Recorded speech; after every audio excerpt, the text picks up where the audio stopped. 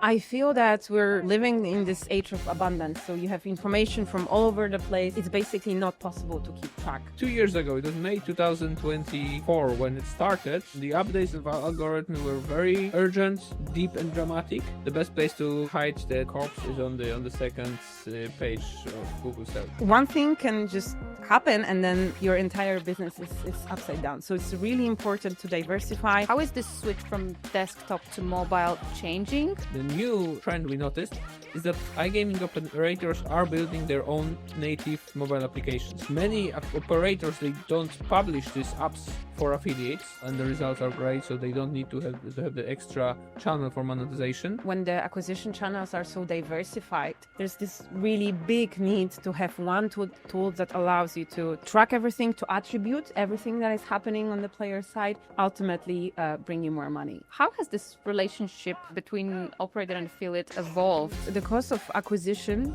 is growing. It's even more important now to make sure that the player you're gonna bring on board is not just gonna do one FTD and then he's gonna disappear, right? And the other part of these equations are, of course, affiliates. And from their perspective, we see a huge tension regarding implementing accuracy in terms of metrics and optimization metrics. Does regulation kill traffic sources, or does it just force marketers to get smarter?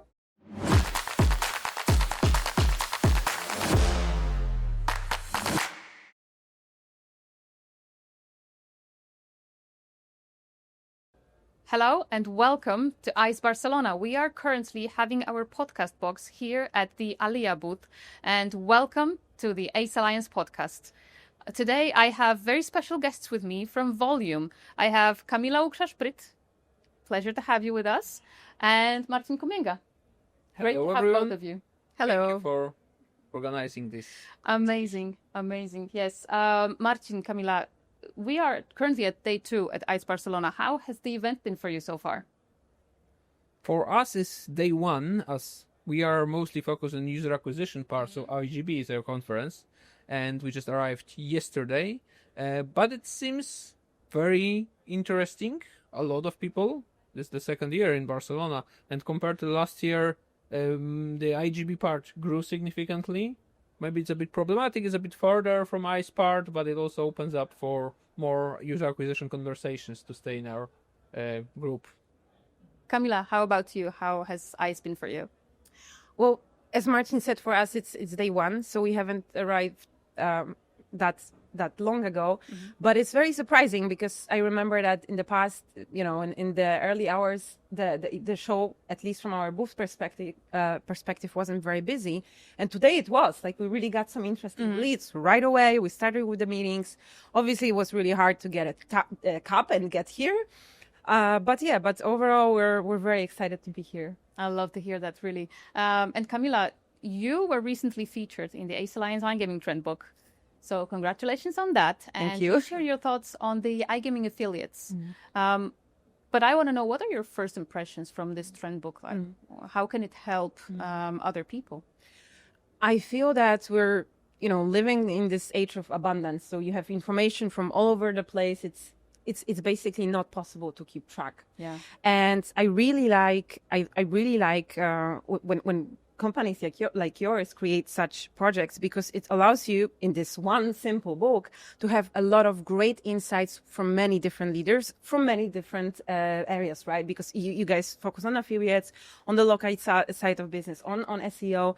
I think it's a very good read, a really nice one to just spend 10 minutes with your coffee, or 15 minutes, go through it and get some great ideas on how to scale your business. Very nice one. I'm very happy to be featured. Amazing. It's really great to have your thoughts there. Really insightful ones, I must say.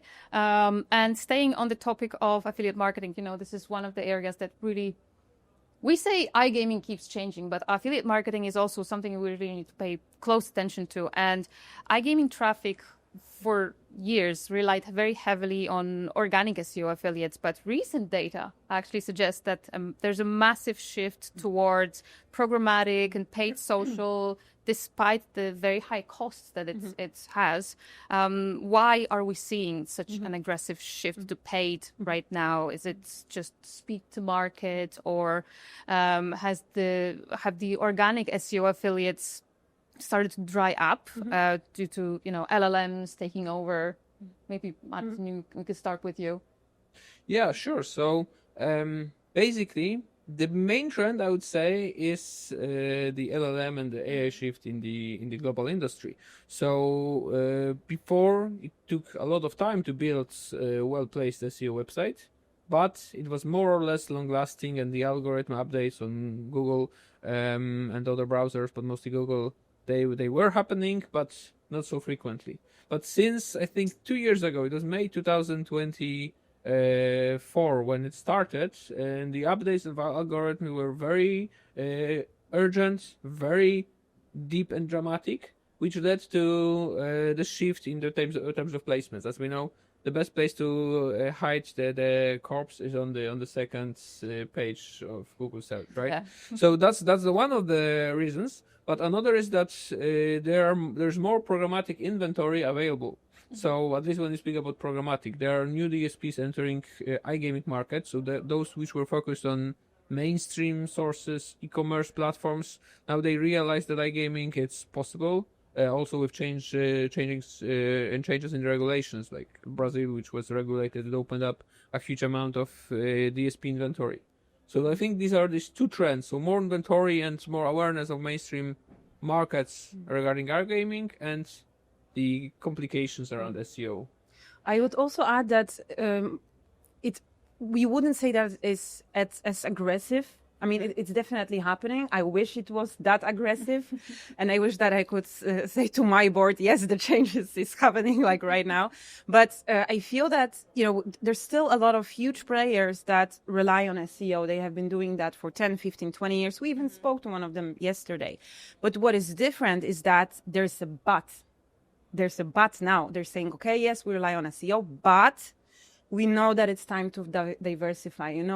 We know that this is not the best time to just rely on a single source, because with everything that is changing, it's extremely risky. As Marcin mentioned, the AI, the algorithm that happened, that Google launched, one thing can just happen and then your entire business is upside down. So it's really important to diversify, to make sure that you have different acquisition channels and you have lots of different ways to get new players on board.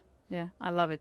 Diversification is super important. And there's maybe one more trend we could highlight is the synergy between these two channels. So there is something, and not many people are familiar with that part of combination, paid SEO.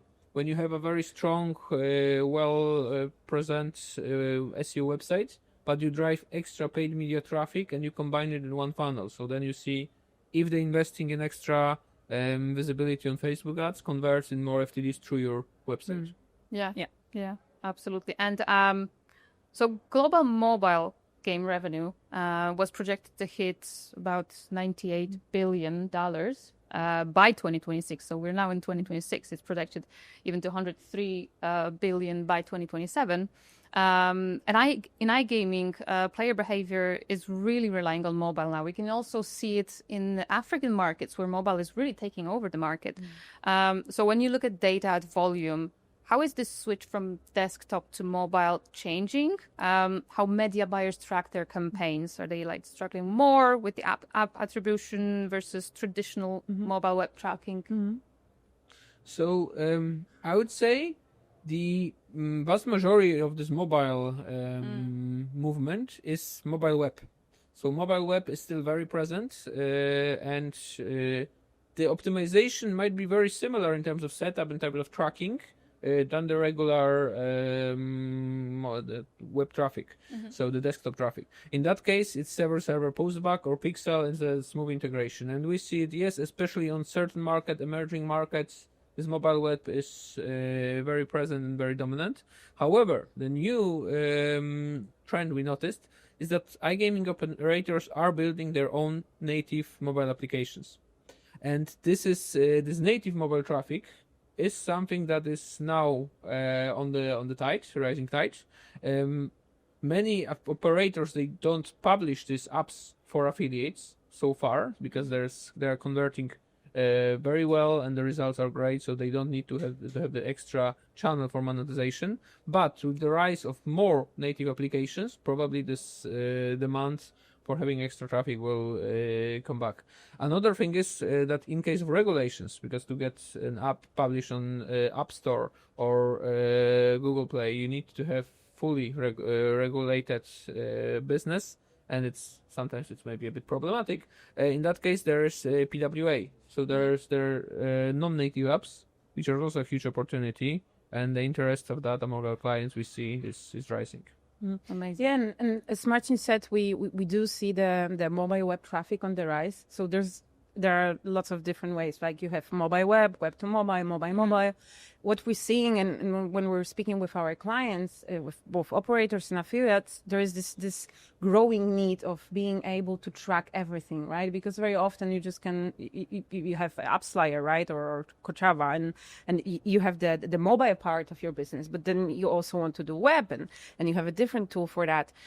Right now, when the acquisition channels are so diversified, and you run your business in a much complex funnels, there's this really big need to have one tool that allows you to track everything, to attribute everything that is happening on the player side, to ultimately bring you more money. Yeah, this sounds great. And at Volume, you really work with iGaming companies that are dealing with high volumes, intense fraud attempts, complex postback setups.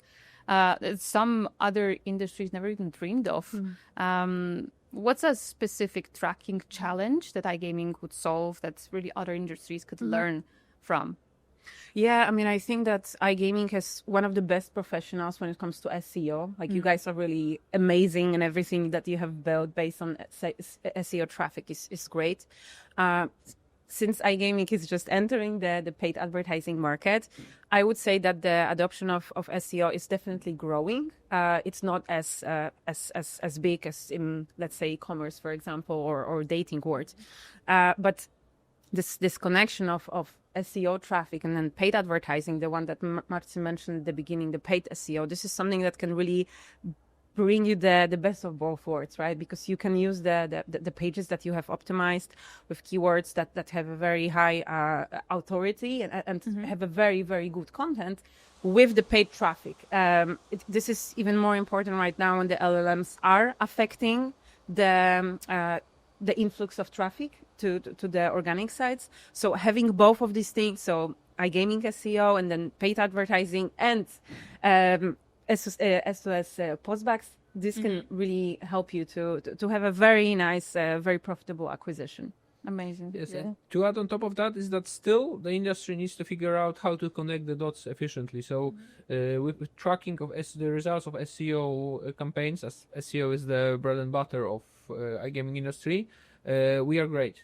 But to have the combination for matching it with incoming traffic on the paid SEO side, for example, on paid SEO project, we still need to figure out how to connect the media buying part with your landing page and to capture the whole funnel. So and there are of course a lot of other aspects like the rest of the industries are figuring out parallel to iGaming. So he is seeing the full attribution model. Yeah. So iGaming is still very focused on the last click attribution, and there are a lot of conversations about opening up for broader perspective, which we are also facilitating internally. Yeah, and it's even more important if you have different channels for acquisition, like because you have the SEO pages, you have affiliates, you have paid advertising. Of course, it matters what was the last step on the player's journey, but to understand how to get more of them, you need to know what happened before. So as Marcin said, the first click attribution and actually the ability to see the whole player journey is becoming very, very important. Yeah, I love that. And Marcin, I'm really observing a shift from the old stereotype of an affiliate, generating kind of cheap traffic to super affiliates. They're kind of like full-blown media houses with influencers, streamers, etc. It also changes the way that operator affiliate partnerships are perceived. So how has this relationship really between operator and affiliate evolved? Are operators demanding more transparency right now on where the traffic comes from, or are they just happy as long as the FTDs are arriving? I would say it still depends on how skilled and maybe how detailed is the affiliate team and the affiliate department. So we still observe the old school model when affiliate manager who's in charge of this corporation, they just need to see the traffic and FTDs, no matter the source. But these days, more and more operator, they lean towards more clearer perspective on LTV of the traffic. And from that, we hear that depending on the traffic source, the estimated LTV might be significantly different. Say Google Ads, the traffic from Google Ads is the highest. Then comes native advertising or mobile programmatic channels, and the last might be pop traffic.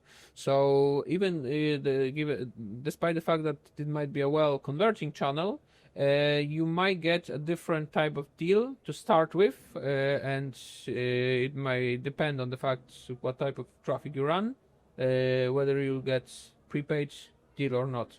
So that's the main focus, and this conversation is happening also among affiliates. So from affiliate perspective, we see the huge value. Our clients are both affiliates and operators.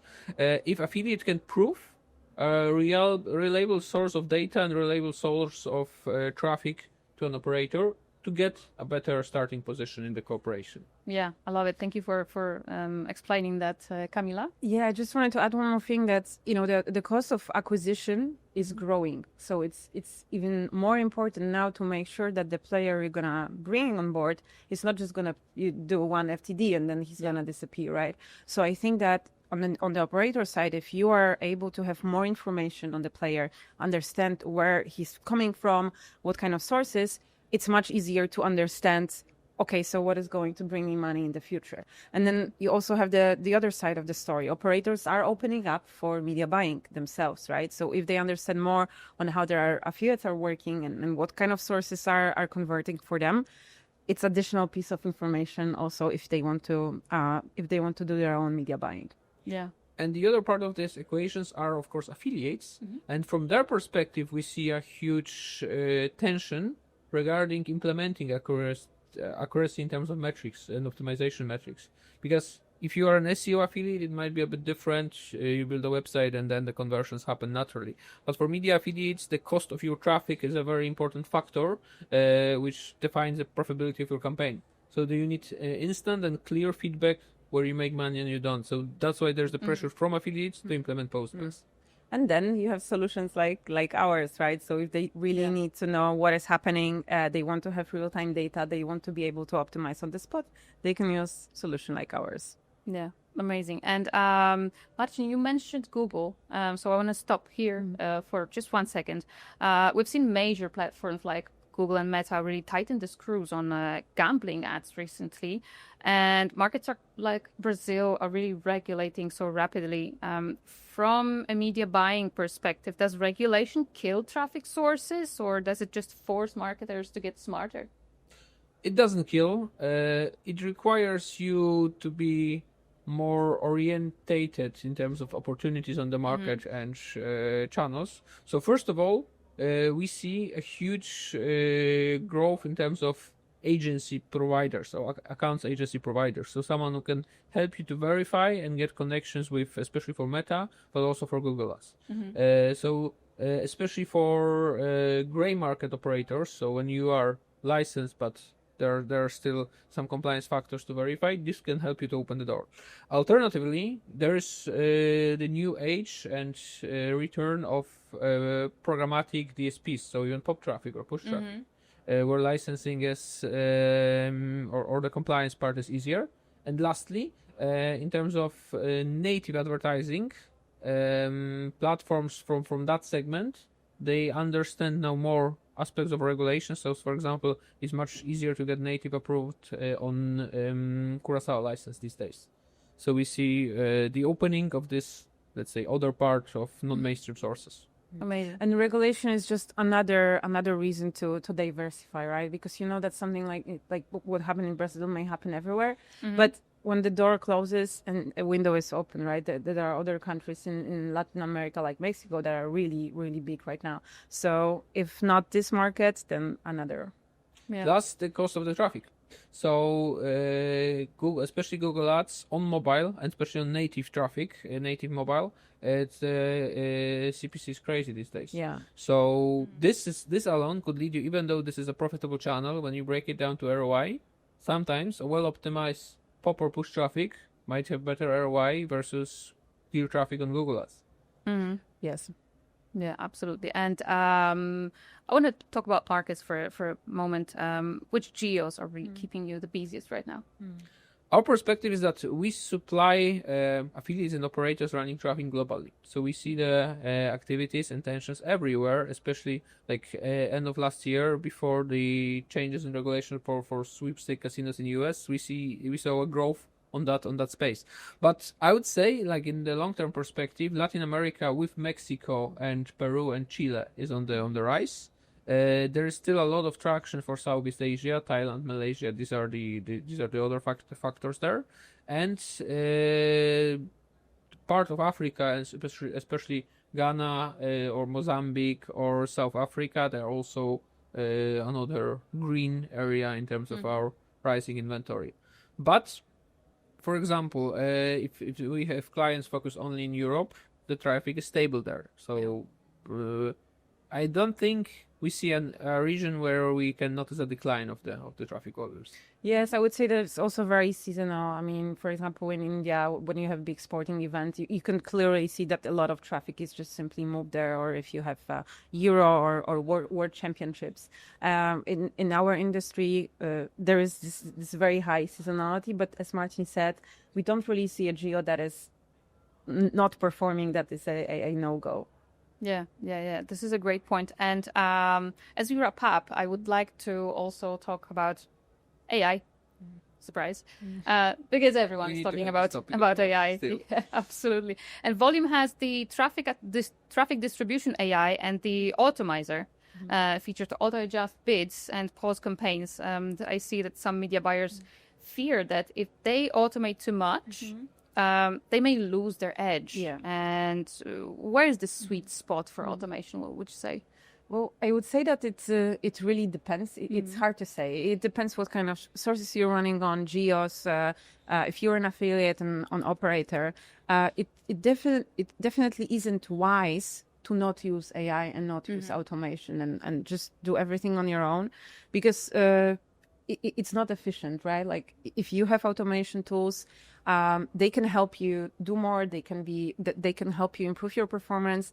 We also have implemented different solutions. The one that you mentioned that allow our clients to be more profitable, and I think that in the long term, we just really have to learn how to use AI, become friends with these tools, because it feels like they're here to stay, and I really believe that they can be very helpful. Yeah, as long as we don't fully trust AI to do the job, there Yes. has to be some human interaction. Yeah. If I can add, Marcin, one more thing. Yes. So I think we all know that Meta announced that all their media buying is going to be automatic. It's going to be AI powered in 2026. They may not deliver on that promise like Google did with cookies a few years back, but we do believe that there will be this trend that media buying will become more automatic. There will be less things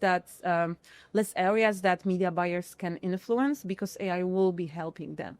So it's important to use these tools, to know how to use them, but still at the end of the day, you're the one that is responsible, right? The board or your CEO won't come to AI and ask why I'm spending money and I'm not making any money. At the end of the day, the humans are responsible. So let's just use whatever we can to do better. Yeah. So that's the thing I wanted to highlight. So the decision where to automate and to what extent is always a human decision. Yes. And Yes. the comparing the results, so the analytics and the A/B testing on these aspects is also a human part of the game.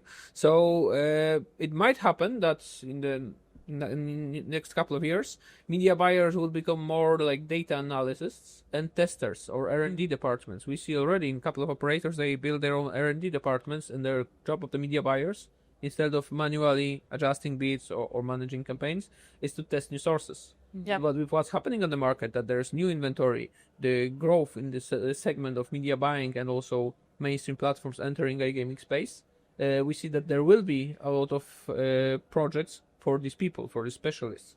So what we recommend very often in Volume is to start with semi-automation if you are concerned that maybe the automation and AI could disturb your performance. Then to set up a soft rules, so then to tell you where you should react, where you should make a decision, and then comparing the result and effectiveness, maybe some of the part of it to automate. Yeah, thank you so much. And Marcin, Kamila, thank you so much for sharing your insights today. How can our audience reach you? The best is on LinkedIn, so you can find us easily, and I'm sure for the description of this interview there will be our LinkedIn profiles, or simply go to our websites, and then in 1 minute you can get into our conversation with our team, and we are happy to assist with any tracking or media buying topic. Amazing. So thank you again for coming over to this podcast and sharing your insights. Thank you so much. Thank you, Magda. Thank you very much. Enjoy the rest of IGB, Barcelona and ICE. And thank you to everyone watching. We hope you enjoyed it as much as I did. And follow us for more episodes like this one.